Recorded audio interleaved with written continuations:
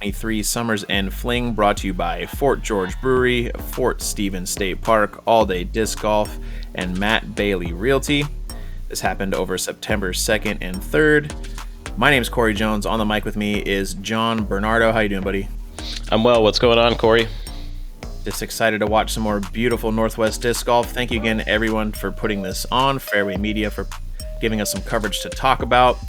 Here we go, round 2, part 1. Make sure to check out round 1 to see how we got where we are. The lead card today is Sean Martin, Trevor Loftin, Samuel Benson, and John Bernardo. Here we go. Hole 1, par 3, 325 feet. Why don't you walk us through this one, John? Sure. Your typical stock backhand hyzer shot. It's only 325 feet, so you can go with an overstable mid, fairway. Just got to make sure you don't yank this to the left or turn it and burn it to the right. Conditions are going to be a huge factor today. We have Sean starting us off.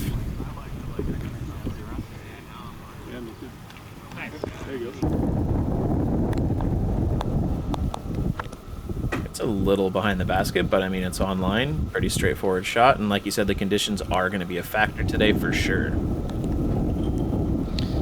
Yeah, you got to decide if you're going to try and match the wind or fight through the wind and see if you're going to play for the skip or play for the spike hyzer. Up next, we have Trevor Loftin representing that Team Fenwick. Other backhand hyzer spike shot. Checks up a fair bit closer than Sean's there. That'll give him a good chance to convert. Up next on the box, we have Samuel Benson, also opting for that backhand. As you said, it's pretty much the most straightforward option. That one is a bit juiced. And rounding off the card, we have the man, the myth, the legend, John Bernardo. What are you throwing here, John? T-Bird 3. It's my overstable fairway of choice. Trying to just throw it straight for the most part and let it fade and skip to the left. A little too straight out of my hand, but not terrible. Everybody with some kind of chance here to convert. Sam with a nice spin putt hits the base. Should be an easy cleanup 3. We got John lining up with that voodoo. Also right at the base of the pin. Next up to putt, Sean Martin. Airs that one a bit over the top. Gave it a real run.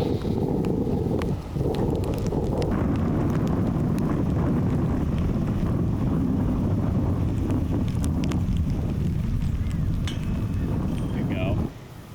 On target, little low, fighting the wind there for Trevor.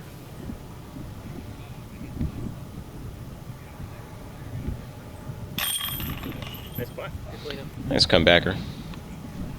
Yep, very confident putt. Good par for Sean. The rest seem to be a formality here. Everybody's just going to tap these in. Yeah, with these conditions, any putt that goes in is earned, and I respect anyone for running any of these baskets out here today. Absolutely.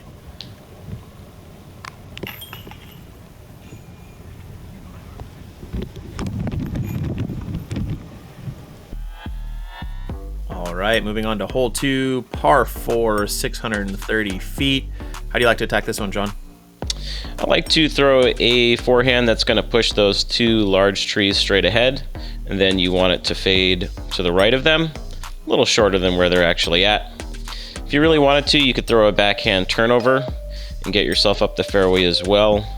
Maybe you could try and be a hero and throw some type of roller, but for the most part, throw a straight forehand, let it fade.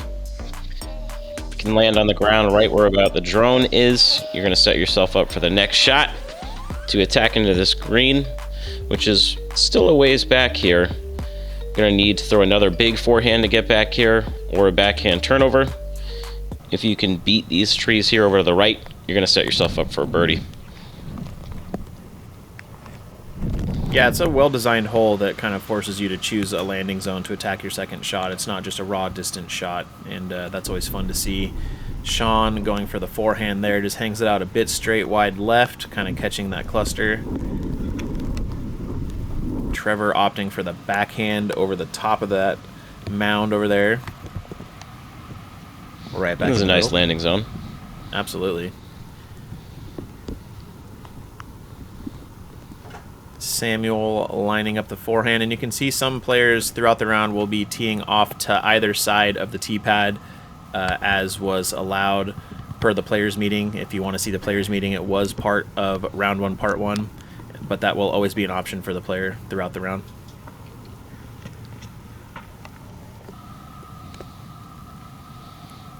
I'm sending a destroyer right at that tree line. Pretty happy with how that shot resulted. Absolutely smooth. Dead center, love to see it. Sam lining up another forehand here. Get a hyzer over the top. I think that's what he's going for out of his hand.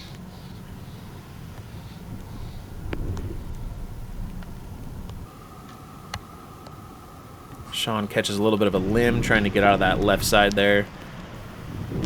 Not an easy approach from back there. There's not too many straight lines. That one, unfortunately, just scrubbed the top of that. That was looking like a really good line. Yeah, trying to send a forehand flex into the green and set myself up with a putt. Trevor opting to kind of stay low and to the side of that. Gets up there. Nicely done. He's the only one on the card that has a realistic look.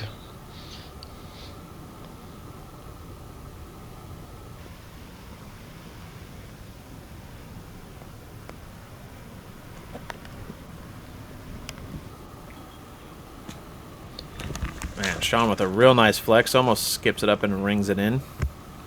Yeah, I was standing back there with him, and it looked like he was about to cash it. Little chip shot ahead of you there.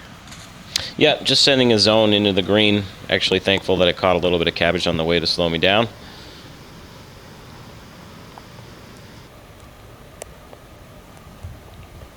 Sam with a nice smooth backhand approach. It's going to leave him a decent putt there.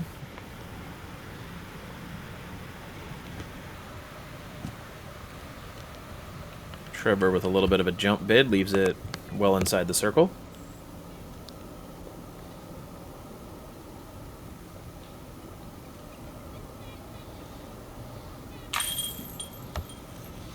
Really good bid from Sean there. Just a little high, a little right.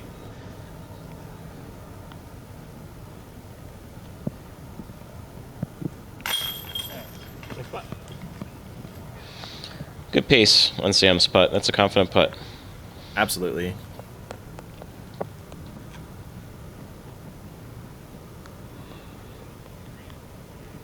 Trevor going through the routine here. It's his par and moves right along.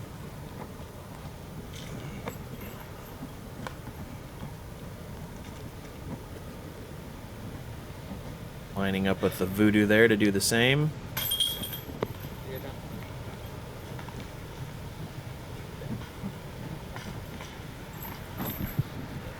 Sean taking the unfortunate bogey, kind of tightening the pack up a little bit. Only one stroke difference from everybody. Yeah, the card felt it. Oh, I bet everybody's feeling that energy. It's a tight race. Moving on to hole 3, par 3, 310 feet. How do you like to play this one? Like to send a forehand right at that mound back there on your left. You want to throw something pretty stable that's going to dive back over here to the right. You want to land inside these telephone poles that looks like an island green. Any of that concrete over there on the right is OB. You don't want to land in there.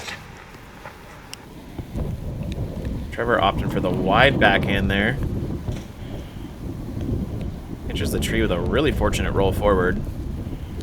Intimidating gap off the tee to throw a backhand through there, and then you know it's got to fade all the way back to the left.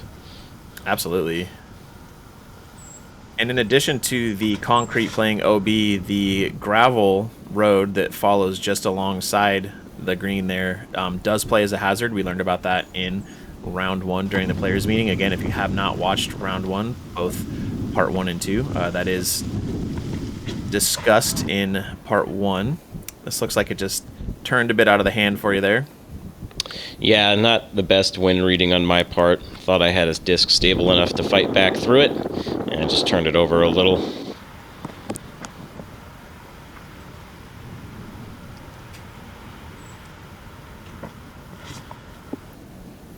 Sean kind of following suit there. Made me feel a little better to see somebody else make the same mistake I did. Yeah, you guys are within just a few feet of each other there.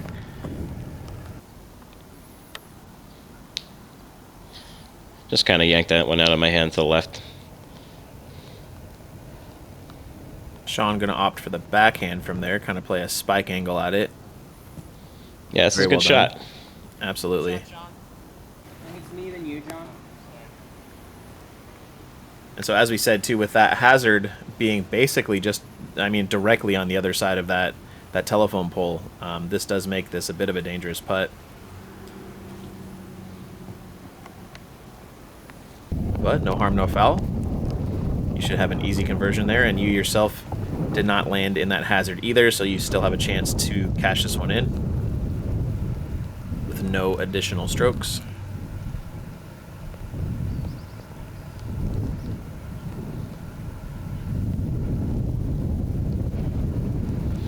A little shy.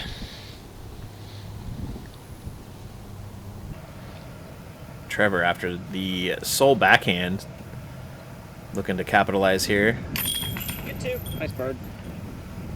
Great putt from Trevor, very confident.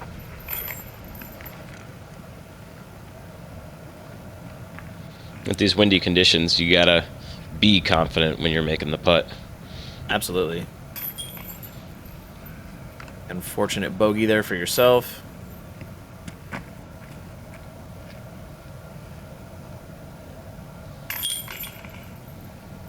Sam cleans up a par.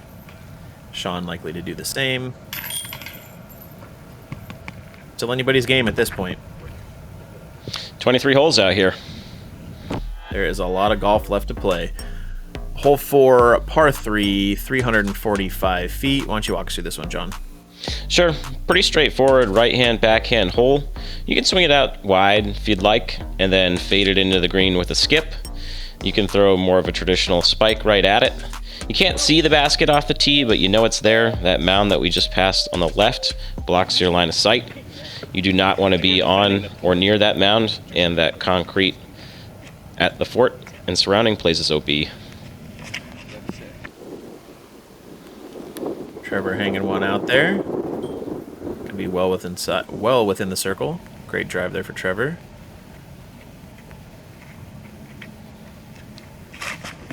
Sam up next. Very similar shot.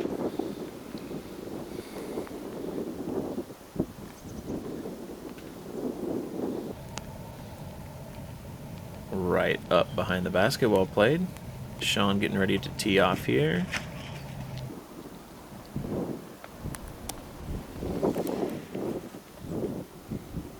Actually finds himself up above the backstop there.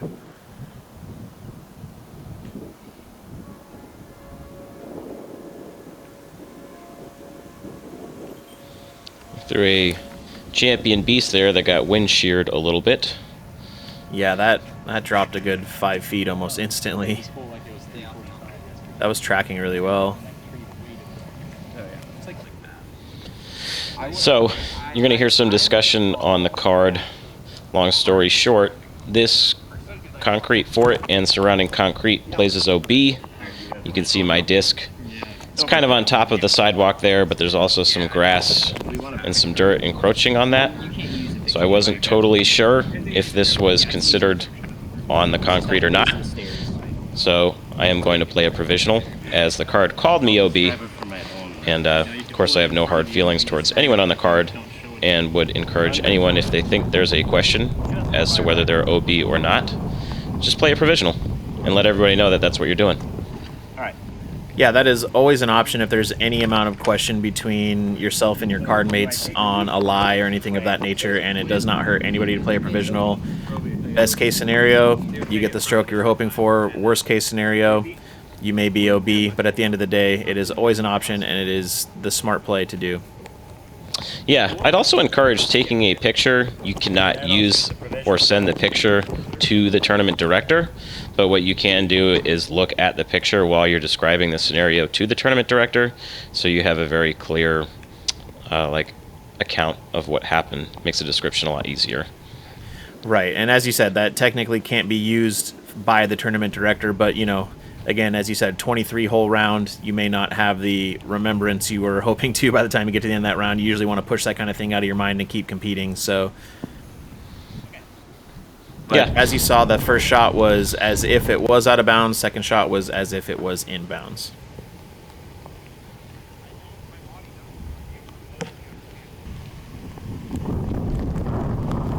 Smart play from Sean, just lays it up. Definitely see the wind picking up when Sam's getting ready to putt here. Yeah, we are getting towards probably the windiest portion of the course. It's just coming right off the water there, so these putts are challenging.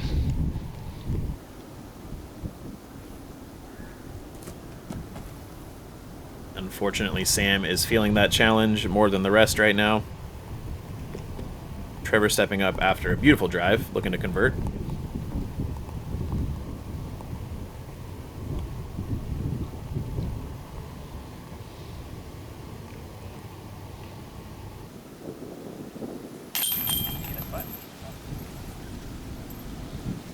Great Nice job birdie by from Trevor. Absolutely. Really sticking to the routine.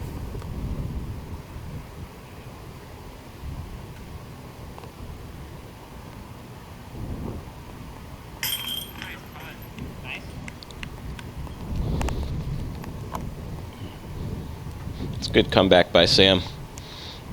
Absolutely, that was nowhere near a gimme, especially in these conditions. So to find that composure and get it in there, that's the way to be. So you'll tap in both your provisional and the other putt. One stroke difference. You never know what it might mean at the end of your round. Absolutely. Moving on, hole 5, par 3, 296 feet. Walk us through this one, John. Sure, you got this gap up the middle where the drone is flying. You also have an over-the-top shot. If you're going over the top, you're going to really have to throw something vertical, like a spike hyzer on a backhand, or a forehand that's like some type of blade overhand type shot. And then, yeah, you got the gap. The gap is intimidating, but the over-the-top shot isn't necessarily any safer with how much wind is going on. You're definitely going to expose your disc to all of the wind and then some.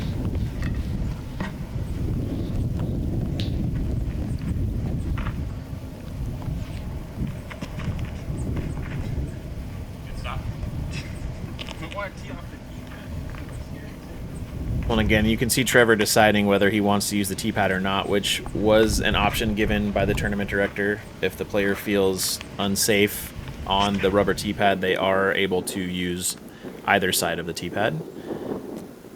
He ends up finding himself on the tee pad and right under the basket. Yeah, you can't see the disc fly on this hole, so you're kind of just waiting to see where it's going to finish, and that was parked. That's where you want to finish. Sean, looking to follow suit, throws one up over the top himself. Seemingly lands behind that tree there, didn't quite catch it.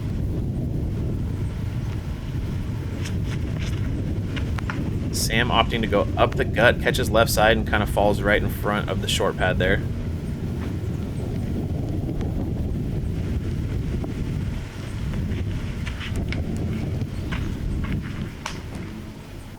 Similar idea, you just end up on the left side, and we can see where you are there, having to find your way out. Yeah, there's a lot of work left to do from back here. You don't want to be here for your second shot.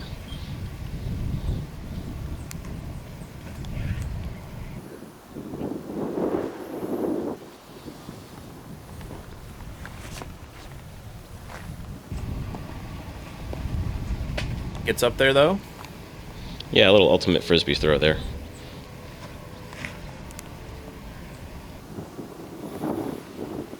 Sam gets this one up a little high and gets a little far back there, but nothing outside the realm of possibility. And you can see Sean has to really kind of lay out from where he's at. What What a shot. That was really nice touch. Yeah, I did not see that at the time. I just saw the disc come out, and I did not realize how challenging that was. Nice and smooth from Sam there. Here you are with your voodoo. Great bid. Yeah, would have been nice.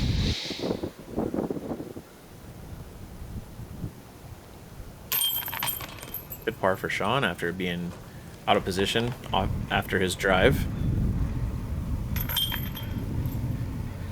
Fortunate bogey for Sam.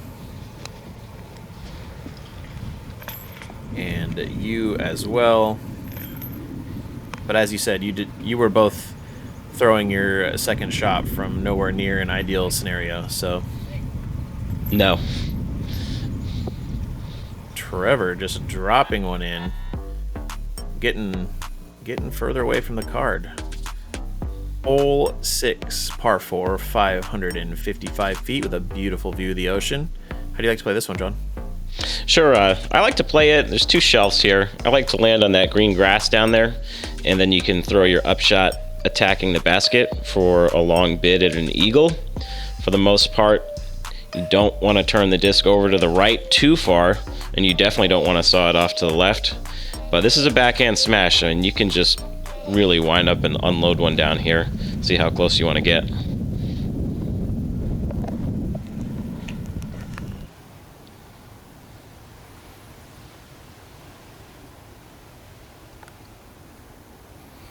Trevor keeps one up on that left side there.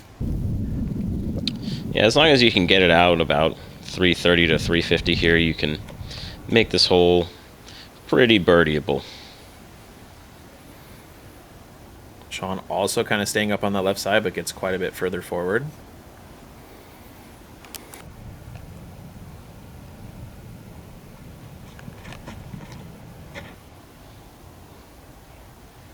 Sam letting one hang much further out, more towards the landing zone you were describing at first.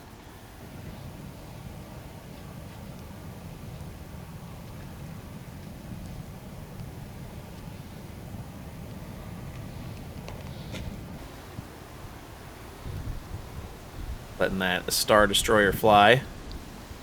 Yeah, that's where I like to be. Have something nice and stable, rip it towards the water, let it fade back for you.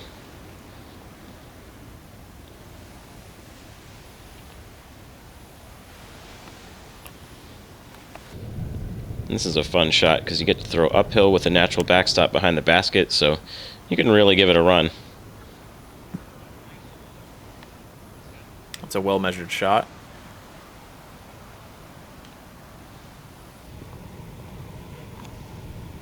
So here's Trevor up on that left side of the fairway.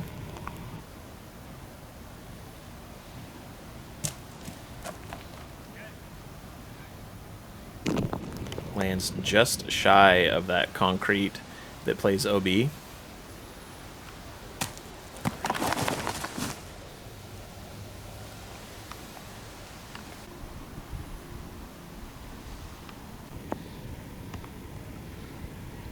Sean got far up here.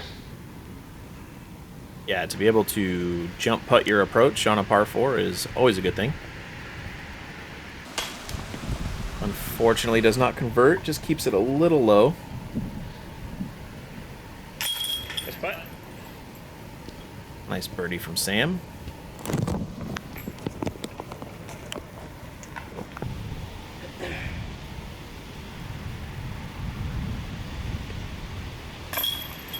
Very smooth putt. Felt good to get my first birdie. Well, yeah, but you can't stand on the open. So I would take at least 21.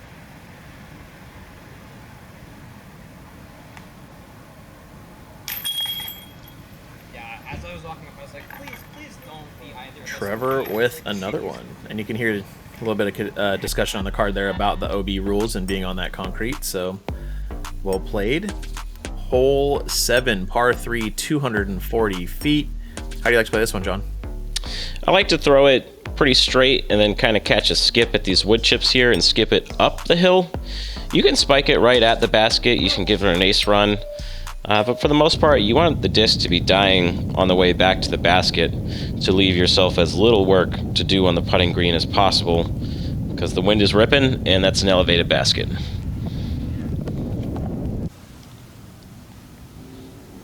Trevor keeping one relatively low, hits the base of the mound and presumably somewhere inside the circle there. Didn't look like it had too much ground play. Sam up next.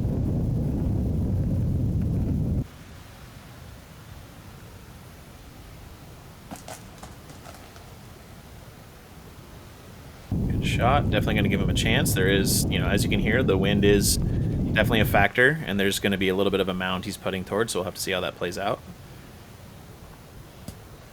Is that your hex again? It is. It's got some stability, so I feel pretty comfortable throwing it into the wind.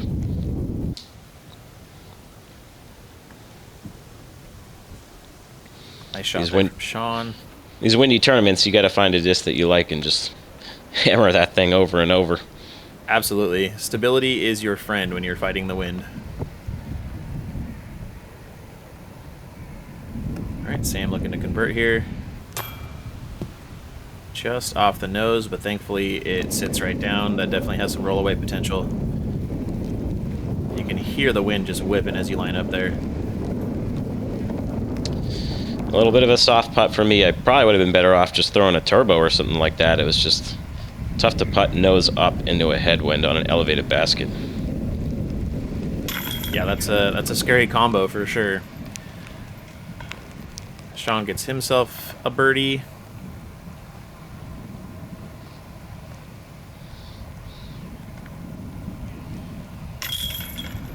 And another for Trevor. He is just really picking up the pace.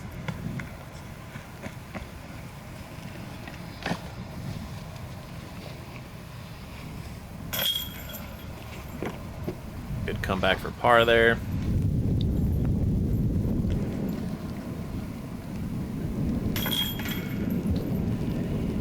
And a par for Sam. Showing the guns, giving the fans what they love. Moving on, we are now at hole 8, par 3, 287 feet. How do you like to play this one? I like to throw the backhand on this one, but having thought about this hole a bit, it's nicely thought out, and I think this is actually a forehand turnover. If you throw the backhand, you really got to ride that right side tree line and then fade towards the basket. You can't really throw it too far left off the tee because you got a guardian out here on the left. So I think it's a forehand. I think you could play this anyway, and I could be convinced that's the right way to play it. Yeah, that's fair. I mean, you definitely have a pretty shaped fairway. There's more blocking the right side than the left. But regardless of how you get up there, you do have kind of a low ceiling approach. And you can see that drive definitely stayed a bit too wide right. He's going to find himself in the thick of it.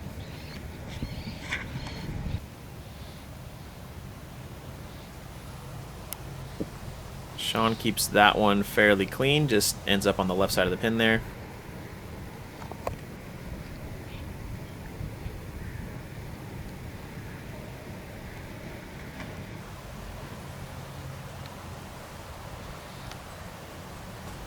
That's the way to do it.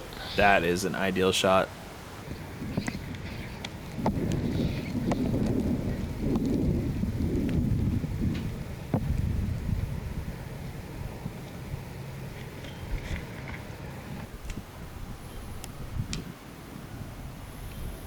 Cruising up nicely, also on the left side there. Yeah, wanted to hug the right side tree line a little more, but if you can get putts out here in conditions like this, that's a win. Nice bit from Trevor there. Sean lining up here.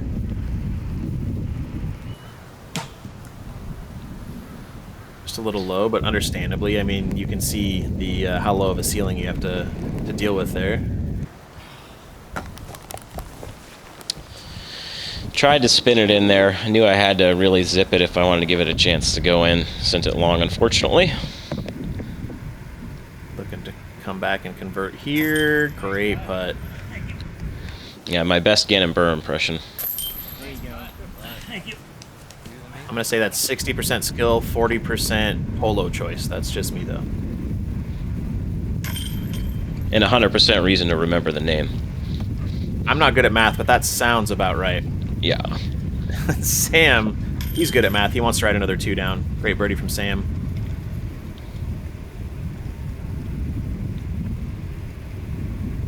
Not an ideal drive for Trevor, but cleans it up nicely. And we move on to hole 9, one of the more obstructed fairways with plenty of options. Par 3, 219 feet. Why don't you tell us some of those options? Sure. You got a forehand flip up if you want it. You got a backhand flip up if you want it. You really got to pick a gap and commit. Personally, I like to throw something overstable and do an S line that flexes out to the right and then back to the left. But to me, this is a bit of a dealer's choice. You can throw whatever you're comfortable throwing. You just got to commit to it. Sam up first, hits that initial gap very cleanly.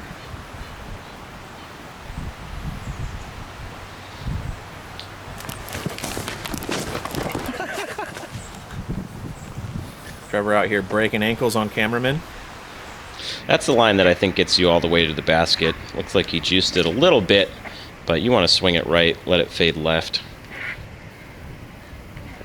Also a putt. Ooh, he stayed up. He did stay up, 10 toes down. Dance moves for days.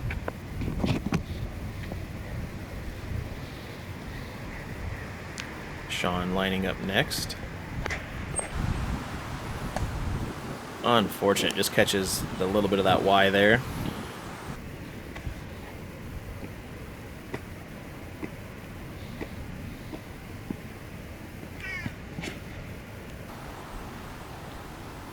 I'm looking to flex this Firebird. Almost the line that I was looking for, just hung it out a little too far right. Just Firebird doing Firebird things. Friendly little kiss off the tree.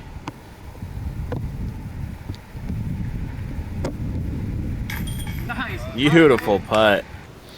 Yeah, nice job by Sam.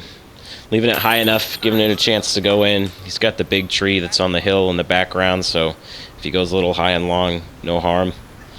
That's the way to do it on this hole.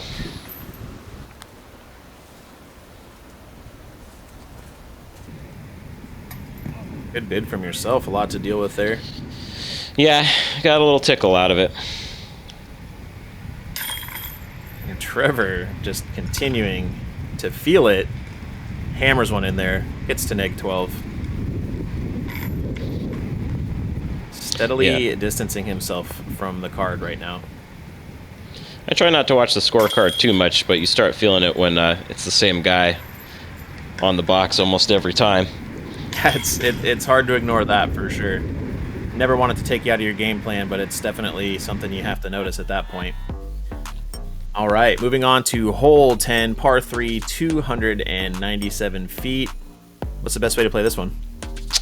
I'd say the best way is a big forehand. If you got it, you want to throw it to the left of this giant guardian tree right here. Give it some height so it's going to fade back and crash into the green. Alternatively, you can throw the backhand hyzer here. That'll get you there. And if you want, you can even throw it underneath those branches that the drone just flew by.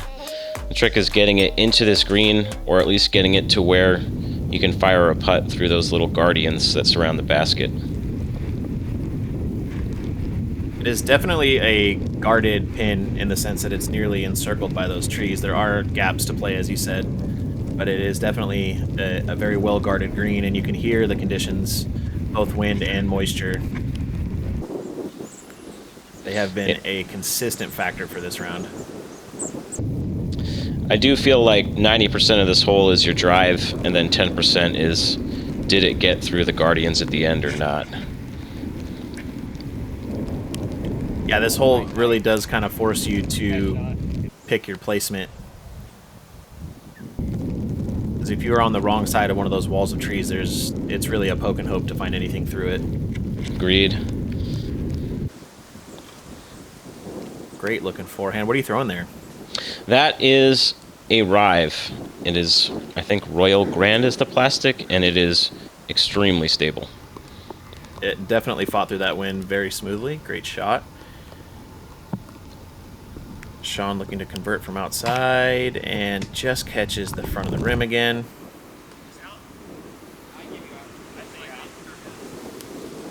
Trevor asking the card mates if he's outside of circle 1, the 10-meter range.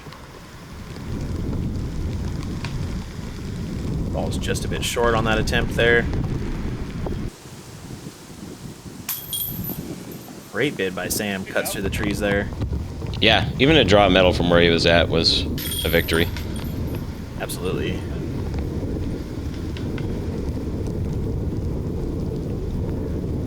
After a great drive, looking to just tap this one in and convert.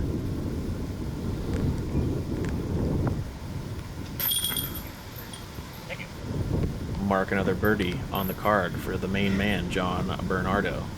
I need him. I got to try and keep pace with the card. Par for Sam.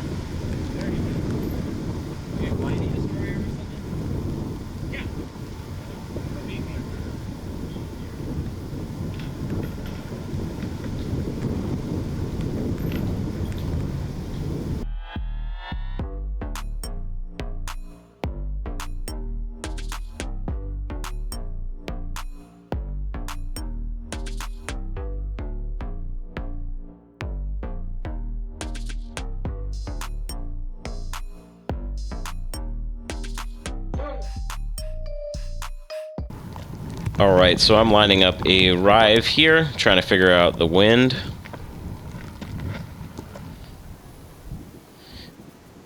Treated you nicely on the previous hole, so I can see why you would go to that. It looks like a very similar drive for you. Yeah, I was trying to get it just over that mound that it ended up catching, and I would have really liked it. Sam lining up beforehand as well. Really lays into this one. He's going to like that. Sam's forehand has gotten better every time I see him. Nothing but respect. We're going for a turnover backhand. Yeah, that'll work, and you got a backhand spike hyzer over the bit. top if you want to go for it as well. Right. That one seemingly just kind of got nosed in by the wind a bit, but he's still going to have an opportunity. And that was tracking nicely. The tree slowed it down. Here we are, John Bernardo looking down the barrel of a long one here.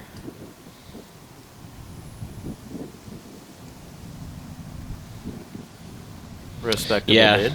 Felt the tailwind. Trevor failed to 2. He got it figured out. I was a little off. He is a man on a mission today.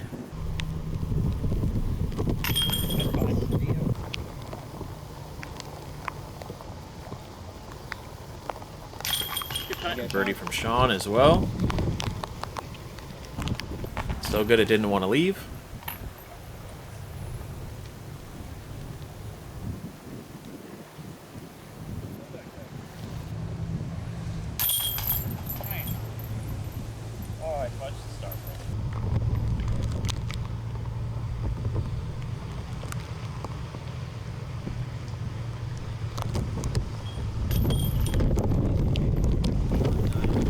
All right, moving on to one of the longer holes, hole 12, par 4, 540 feet. What do you think is the best way to attack this one? I think you just want to crush a backhand off the tee into the middle of the fairway. You're in a little bit of a depression, so you don't necessarily feel how much wind there really is. And if you end up in the ditch with the trees over there to the right, you can have a very hard time getting out towards the approachable basket. And from the tee, you kind of have this little bit of a hill seemingly blocking a good portion of your view of where you're trying to land. Yeah, and it blocks the wind, so you're down there and you're like, oh, you know, maybe I can throw something kind of neutral, and you know, you can't let yourself be fooled.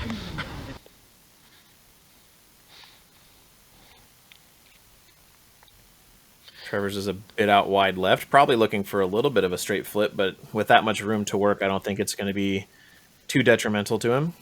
No, nothing wrong with being left here, because it just kind of opens up your approach to the green even more if you want to throw a forehand or backhand at it.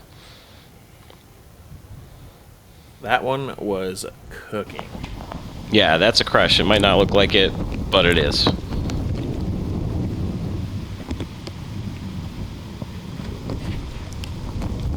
Had to bet, I'd say that's a Star Destroyer. Oh, man. You should place a lot of money on that bet. It's the only one I think I'd be confident in doing so.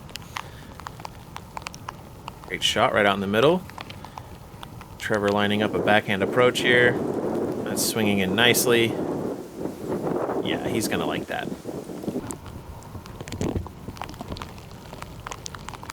What are you throwing here? This is a zone. When it gets real windy, I kind of flip from an NV to a zone. Just depends on what I'm feeling on the day. Sam trying to cut through the wind there, keeping it low. Hits the base of the mound. And you can both see and hear the moisture is picking up quite a bit. But after all, we are in the beautiful Northwest, and it stays this green for a reason. Isn't that the truth?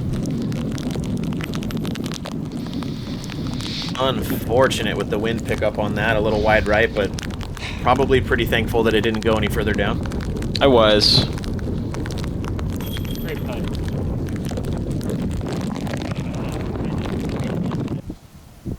Sam converts on his uphill attempt.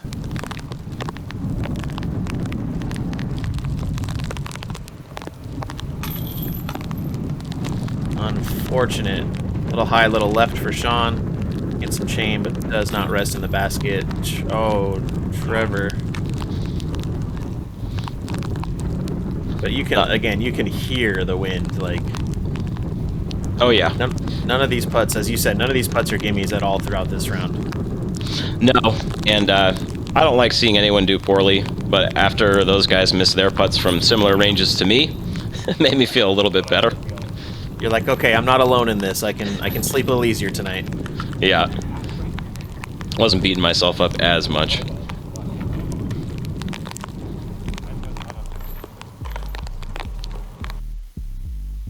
Well, thank you for tuning in to round 2, part 1 of the 2023 Summers and Fling, brought to you by Fort George Brewery, Fort Stevens State Park, All Day Disc Golf, and Matt Bailey Realty. Don't forget, if you go to fairwaymedia.golf, you might see a few Innova discs for purchase to support the channel. Don't forget to like, subscribe, share. John, thank you for being on the mic. Anything you want to say to anybody? No, just thanks for having me, and look forward to doing it again. Absolutely. We'll see y'all soon.